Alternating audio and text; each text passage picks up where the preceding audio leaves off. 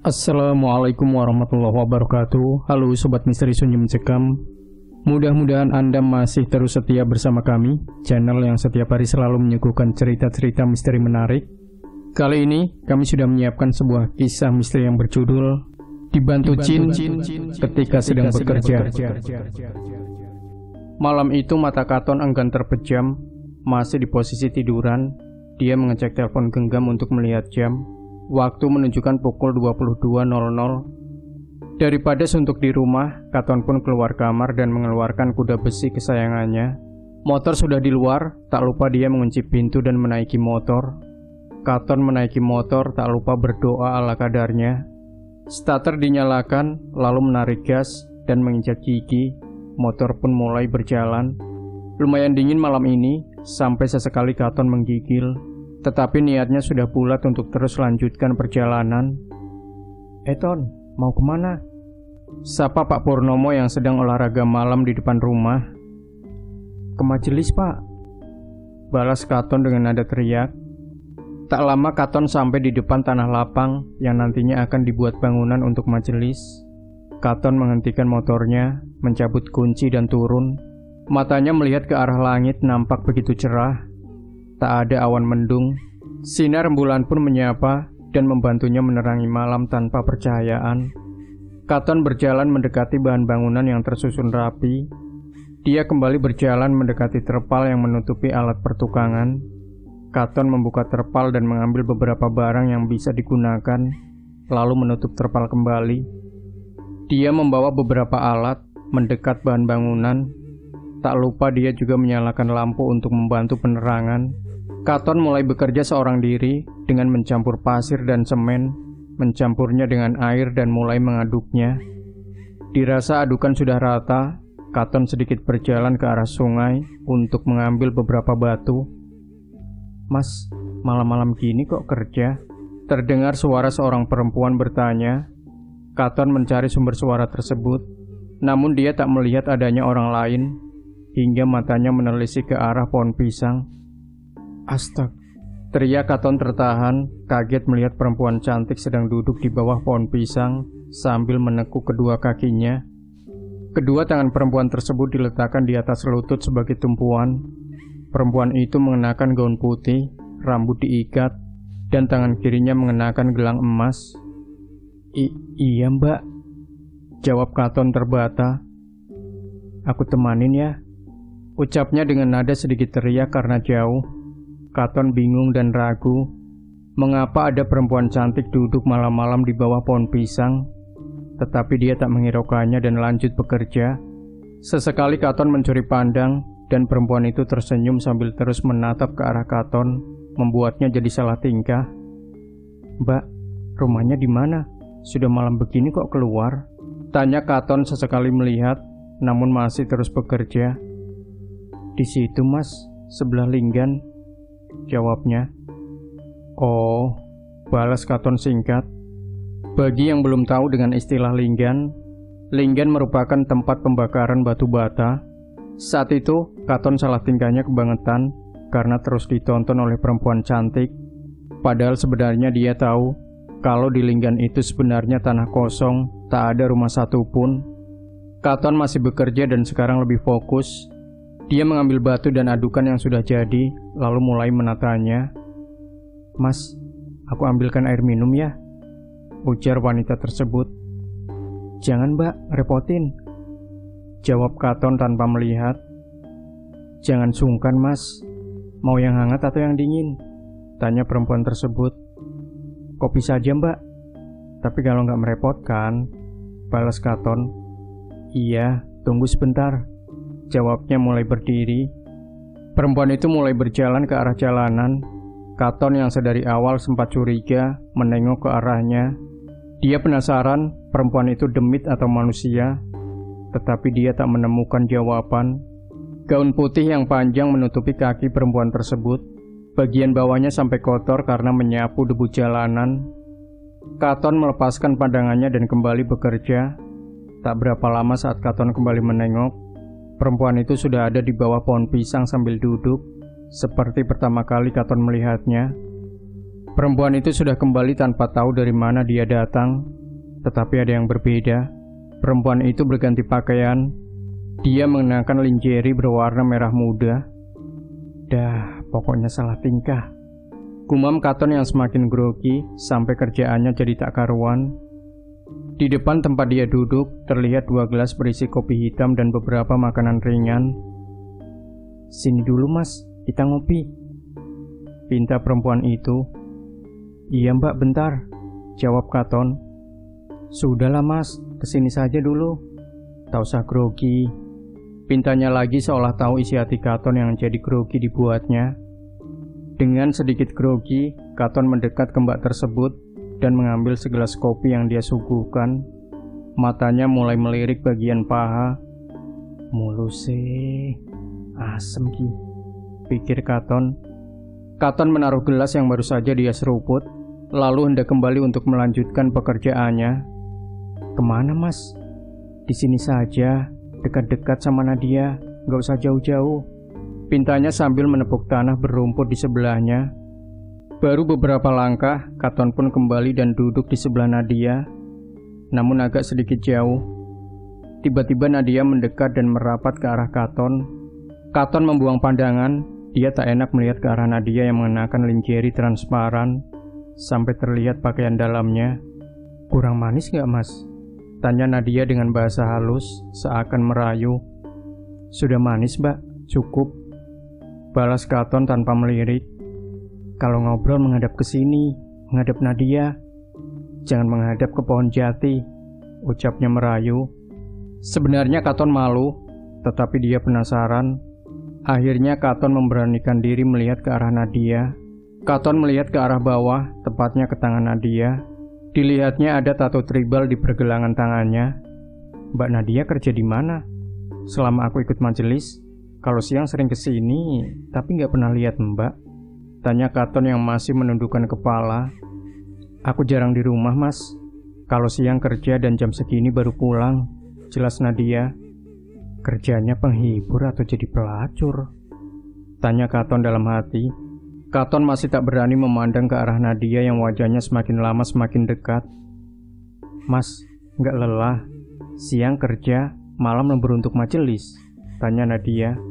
"Sebenarnya lelah, tapi sudah aku niatkan untuk membantu," jelas Katon sambil mengambil gelas dan meminum kopi. Katon melihat dari ekor matanya, tangan Nadia meraba ke arah belakang tubuhnya seakan mengambil sesuatu. "Ini rokoknya," ucap Nadia menjulurkan sebungkus rokok yang dia ambil dari belakang tubuhnya. Rokok Marlboro merah kesukaan Katon. Katon hanya bisa tersenyum, lalu dia kembali bekerja. Katon mulai kembali bekerja, tetapi fokusnya hilang dan sesekali melihat ke arah Nadia yang masih duduk sambil terus tersenyum kepada Katon. Udara yang tadinya agak dingin berasa begitu hangat dan seakan ada sesuatu yang tertiup melambai ke arah hidung. Bau busuk mulai tercium di hidungnya. Katon kembali melirik ke arah Nadia. Dia masih tersenyum, tetapi aromanya bukan berasal dari Nadia. Matanya menelisik untuk mencari asal muasal bau busuk tersebut. Dirasa tak menemukan apa yang dicari. Katon tak menghiraukan bau tersebut dan kembali memasang batu untuk fondasi. Katon fokus memasang batu, tetapi dia bingung karena batunya tak kunjung habis dan malah semakin banyak. Padahal dia siapkan cuma beberapa batu saja. Mata Katon menelisik ke arah sungai, tepat ke arah batu di pinggir sungai yang tadi ia ambil untuk membuat fondasi. Terlihat bayangan hitam tengah terjongkok di sebelah batu yang tak begitu jauh dari tempat Katon bekerja. Katon membuang wajah dan melirik kembali ke arah Nadia. Nadia balas senyum. Jantung Katon mulai berdegup kencang karena ada sosok hitam yang ikut menemaninya malam ini. Katon memejamkan mata sambil beristighfar. "Astagfirullahaladzim. Aku pun hafal," ucap sosok hitam. Katon kaget dengan apa yang sosok itu ucapkan. "Sialan," gumam Katon dalam hati. "Surah Yasin pun aku hafal. Jadi tak usah mengusirku. Aku di sini berniat baik, hanya ingin membantu," jelas sosok hitam itu setengah jengkel. Katon pun kembali membuang wajah ke arah Nadia. Dia kembali tersenyum sambil berujar, Tidak apa-apa mas, biarkan saja. Dia berniat baik, ingin membantu sama sepertiku. Dia saja mau bantu, masa aku enggak? Kata sosok hitam. Ya sudah, jawab Katon singkat. Katon pun kembali melanjutkan kerjaannya yang sedikit terganggu karena kedatangan sosok hitam tersebut, sampai membuatnya mengeluarkan keringat dingin. Tetapi dari sini Katon baru menyadari kalau Nadia bukanlah manusia. Semalam mimpi apa? Kerja ditemani dua sosok yang baik hati, gumam Katon. Batunya angkat bawa sini mas, pinta Katon kepada sosok itu. Oke, jawabnya singkat. Tak terasa waktu berlalu begitu cepat. Dinginnya angin malam sampai menusuk tulang. Di tengah malam yang dingin, Katon mulai merasa tak enak dan khawatir kalau akan terjadi sesuatu. Dia sedikit was-was dan mencoba untuk mengucapkan sesuatu yang akan membuat dua sosok tersebut pergi. Bismillahi, jiwa langkaji, kokok beluk dem-dem. Bapak pergi bertapa, ibu hamil tua. Anak 5 sudah gede, semua merantau jadi kuli, semuanya jadi mandor. Yang 3 sudah berumah tangga dan kini ada di Jakarta dan Surabaya. Hantu muda, pergilah, pergi. Nak, kamu baca apa? Ujar sosok itu sambil tertawa. Mas, kalau baca mantra yang benar, mengapa nggak sekalian saja bawa abang tukang bakso? Sahut Nadia. Wah, ngeledek nih, pikir Katon. Sudahlah, jangan bersikeras untuk mengusir kita berdua. Kita ada di sini untuk membantumu, jelas sosok hitam. Aku lebih menguasai apa yang kamu baca, dan aku diciptakan untuk berbuat baik. Ya, ada kalanya menggoda manusia, tapi tergantung dari niat dan pemikiran si manusianya tersebut, sambungnya. Katon terdiam memandang sosok tersebut yang seakan-akan menjadi seorang ustadz yang tengah ceramah. Ah, hati-hati kalau mengenalku, kusikat kamu, gertak Katon. Bukannya takut atau marah, malah sosok itu tertawa. Memang kamu orangnya lucu, ucapnya. Yuk, kita selesaikan pekerjaan ini dan beristirahat, sambungnya memerintah. Ciri dari sosok hitam tersebut sama seperti manusia pada umumnya. Hanya saja kulitnya hitam mengkilap, seakan terkena pantulan cahaya. Entah sejenis hantu atau siluman kobra. Mas, istirahat dulu, teriak Nadia menyuruh mereka berdua untuk istirahat dan minum kopi. Dirasa sudah puas beristirahat, mereka melanjutkan kerja. Dan tak terasa sudah kian malam, tak terasa pula sudah dapat 2 tiang penyangga. Katon sudah tak membuat bahan untuk bangunan, dan dia pun mulai merapikan alat-alat dan mencucinya hingga bersih. Lalu dikembalikan ke tempatnya dan ditutup lagi pakai terpal. Nadia dan sosok hitam duduk beristirahat menunggu Katon, dan Katon pun menghampiri mereka. Dengan rasa gundah dan was-was, serta detak jantung yang berdegup begitu kencang, membuat Katon ingin pergi. Tetapi hatinya merasa enggan dan ingin terus menetap di tempat tersebut bersama kedua demit wengi alias makhluk halus malam. Nak, kamu gak usah takut. Aku penunggu linggan sebelah, dan Nadia adalah adikku. Kami berdua adalah jin penghuni istana Keloran, jelas si hitam. Kami tahu niat mas baik, dan kami ingin membantu agar majelis ini bisa berguna bagi orang banyak, dan untuk anak-anak juga supaya bisa dididik di sini, sahut Nadia. Iya mbak, mudah-mudahan, balas Katon. Ayo, kopinya diminum. Sambil ngobrol nanti aku kenalkan dengan kaum sebangsaku, ujar si hitam yang tengah duduk bersandar di pohon jati. Saking asiknya ngobrol sampai lupa waktu, embun pagi mulai membasahi dedaunan. Dingin membuat Katon sesekali menggosok telapak tangan dan meniupnya.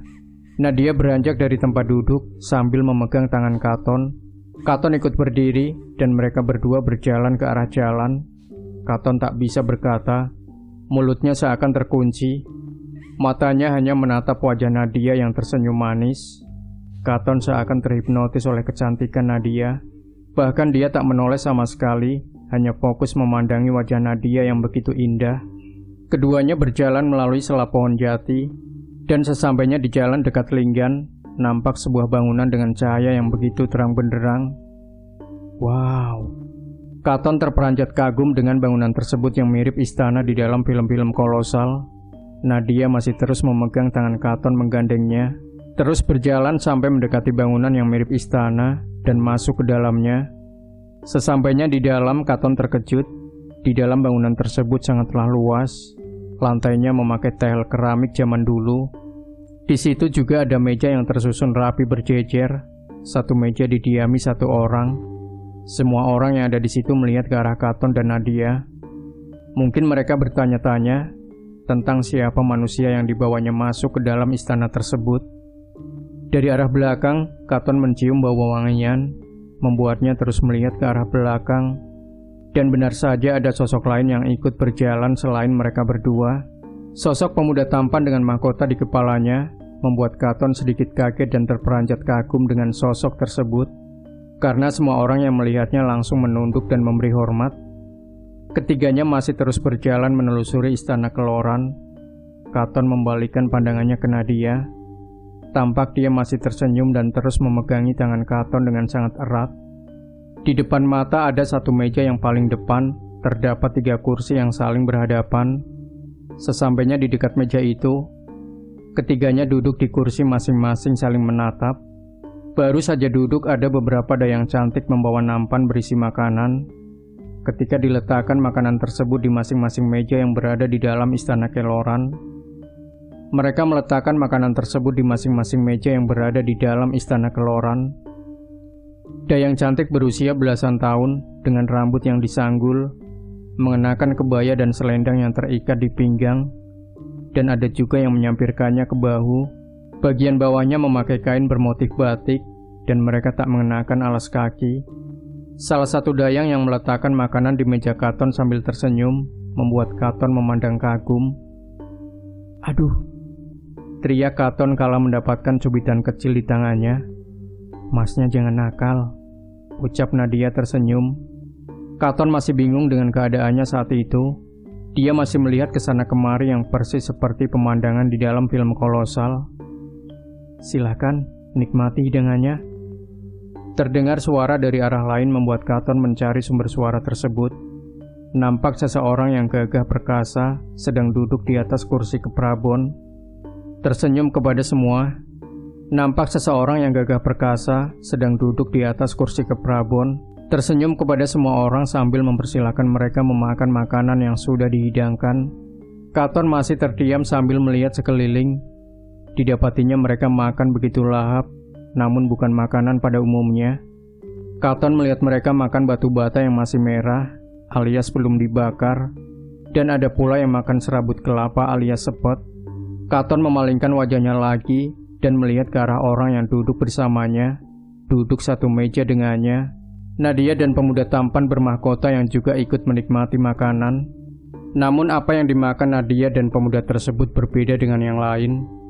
Keduanya mendapatkan makanan dari daging yang entah daging apa. Saat Katon melihat ke arah makanannya, dia mendapati pecahan batu bata merah dan sebuah kerikil. "Sial, dikerjain jin," pikir Katon dalam hati. Katon terdiam, dia bingung dengan apa yang harus dilakukan. Dia juga tak mungkin menyantap batu kerikil dan pecahan batu bata tersebut. Dalam diam, Katon kembali membaca lantunan syair nan indah. "Bismillah, cirgo banggocir, jangan nyengir dan mondar mandir. Aki Danyang, tolong keluarkan aku dari dunia makhluk ini. Aku tidak bermaksud mengganggu, dan aku tidak ingin menjadi bagian dari dunia mereka. Tolong keluarkan aku." Tak lama terdengar gesekan dari bahan yang bertemu berdencit. Cit, cit, cit. Berbunyi 3 kali.